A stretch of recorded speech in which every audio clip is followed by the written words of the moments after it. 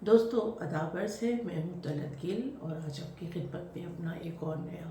Column لے کر حاضر ہوئی ہوں۔ لاسٹ ویک میں اپنا کالم اپلوڈ نہیں کر سکی تھی جو کہ چائلڈ لیبر کے بارے میں تھا، اور میں ابھی ایک دوسرا کالم لکھ رہی ہوں جو کہ بچوں کے سے ہی ریلیٹڈ ہے، تو اس وقت پھر میں اس کو بھی آپ کے ساتھ شیئر کروں گی۔ پاکستان میں یہ والا جو کالم ہے یہ پاکستان میں ہونے والے پے در پے ہجومی تشدد کے بارے میں ہے، اور اس سے پہلے میں وہ آپ کے ساتھ شیئر کروں آپ سے گزارش ہے میرا کالم میرا channel power voice of London ضرور سبسکرائب کریں، اور اس پہ جو بیل کا آئیکن بنا ہے اسے ضرور پریس کریں تاکہ آپ کو میری ہر آنے والی ویڈیو ٹائم پر موصول ہو سکے۔ جیسا کہ میں نے پہلے بھی عرض کیا کہ یہ میرا کالم جو ہے پاکستان میں ہونے والے ہجومی تشدد کے بارے میں ہے، اور اس کا عنوان بھی کچھ اسی طرح کا ہے کہ شہر کا شہر مسلمان ہوا پھرتا ہے۔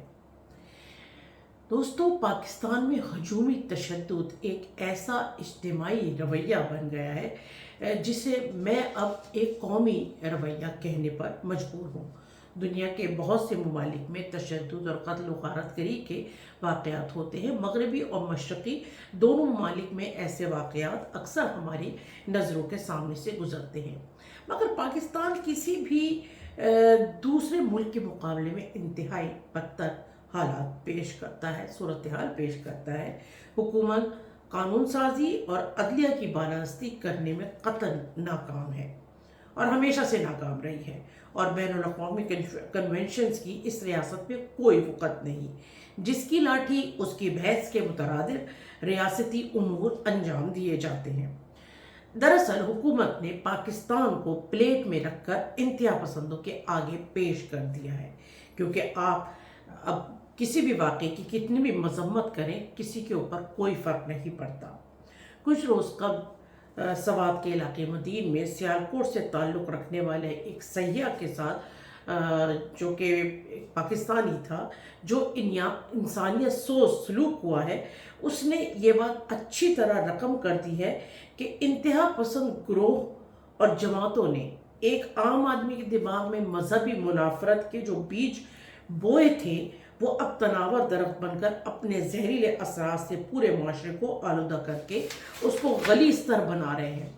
کیونکہ یہ میرا آرٹیکل اس واقعے کے فوراً بعد میں نے لکھا تھا، تو اب تک کی اطلاعات کے مطابق یہ بات ثابت ہو چکی ہے کہ اس آدمی کو جو توہین مذہب کا الزام دے کر مارا گیا تھا اس نے کوئی توہین مذہب نہیں کی تھی۔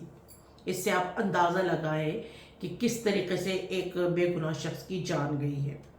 ہمارے خطے میں دراصل نجی حیثیت میں بدلہ لینے کی کارروائیوں کو سراہنے کی تاریخ بہت پرانی ہے۔ جیسے غازی علم دین شہید نے پاکستان کی آزادی سے قبل سن 1929 میں ایک ہندو کتب فروش سہاش راجپال کو حد کے مذہب کے نام پر قتل کر دیا تھا، اور آج تک پاکستان میں غازی علم دین کو ہیرو کے طور پر مانا جاتا ہے، یہاں تک کہ پاکستان نے اس کردار کے اوپر ایک فلم تک بنا ڈالی۔ آج پاکستان کے پینل کوڈ کے قانون 8295 سب سے زیادہ استعمال ہونے والا قانون ہے۔ یہ قانون نو آبادیاتی یعنی انگریزوں کے دور حکومت میں 1860 میں متعارف کروایا گیا تھا، جس میں ایک دوسرے یعنی ہندو، مسلمان، سکھوں کے مذاہب اور قبرستانوں کے احترام کی شقیں وغیرہ شامل تھیں،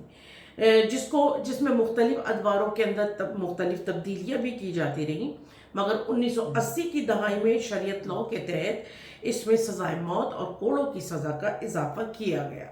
اور اس کے بعد ایک نہ ختم ہونے والا مظالم کا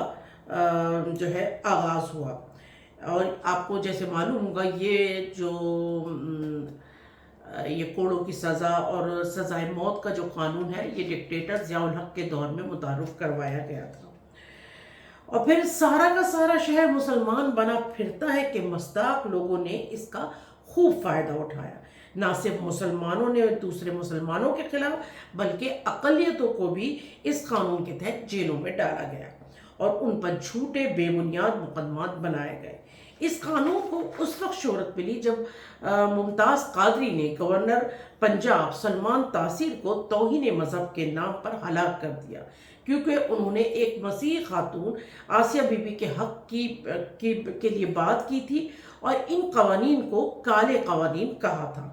اس واقعے پر عوام نے ممتاز قادری کو ہیرو کے طور پر پذیرائی کی، بالکل اسی طرح جیسے خوشاب میں ایک شیعہ بینک مینیجر کو، جس کو احمدی کہا گیا تھا، کو قتل کرنے پر قاتل گارڈ کو کندھوں پہ اٹھا کر اس کے اس خونی فعل کو سراہا گیا۔ دوستو، تعلیم کی کمی کی وجہ سے پاکستان کے سماجی ڈھانچے میں مذہبی منافرت کا گہرا اثر ہے، بلکہ مذہبی منافرت کا ایک نشہ ہے جو ہم مدارس اور اسکول میں پڑھنے والے بچوں کو دے رہے ہیں اور اس کا عادی بنا رہے ہیں۔ ایک عام آدمی جس کو اپنے بنیادی حقوق کا نہیں پتا، وہ اپنے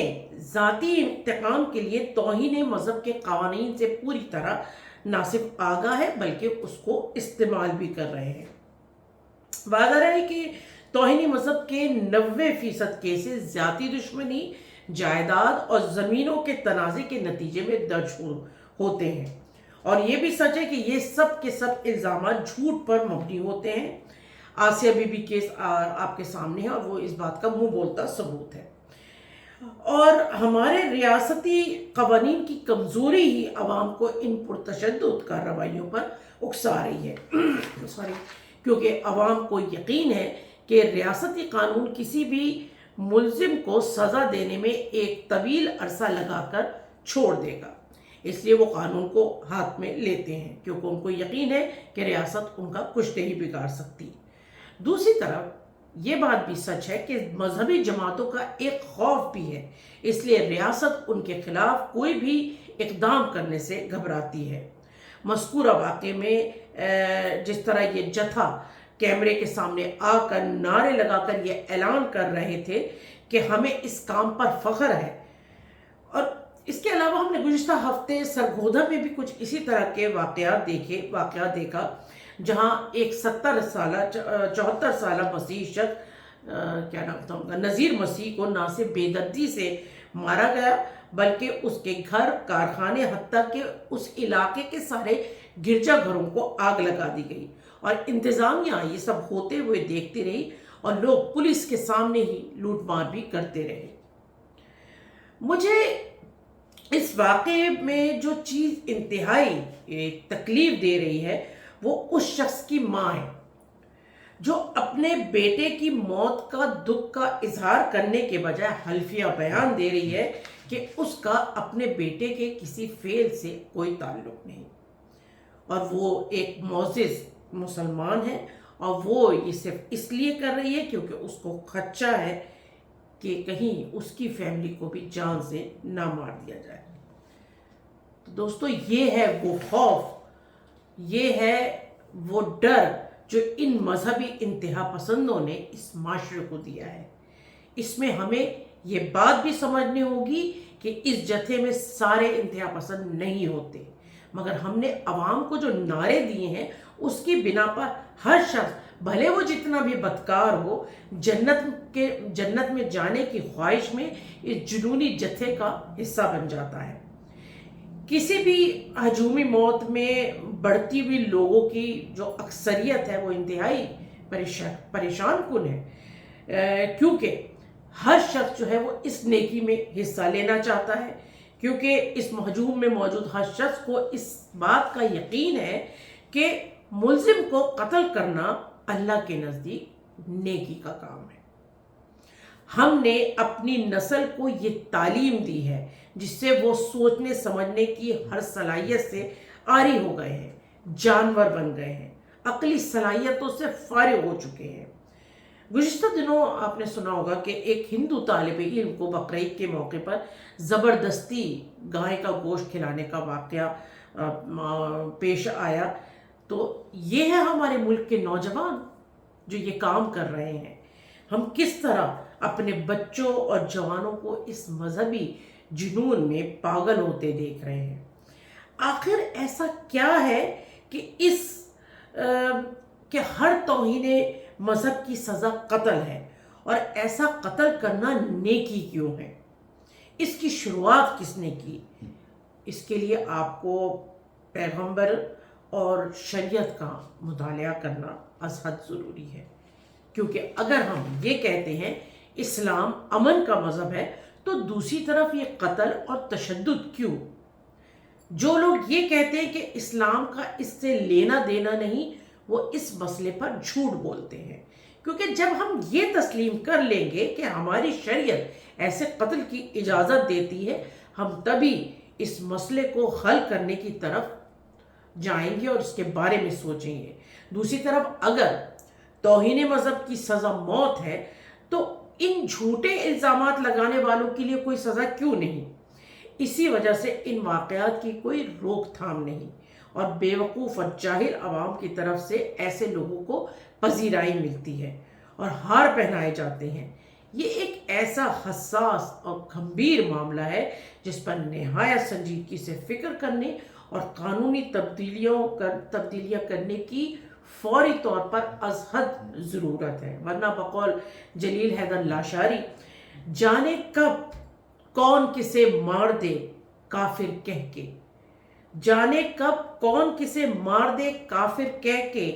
شہر کا شہر مسلمان ہوا پھرتا ہے۔ بہت شکریہ۔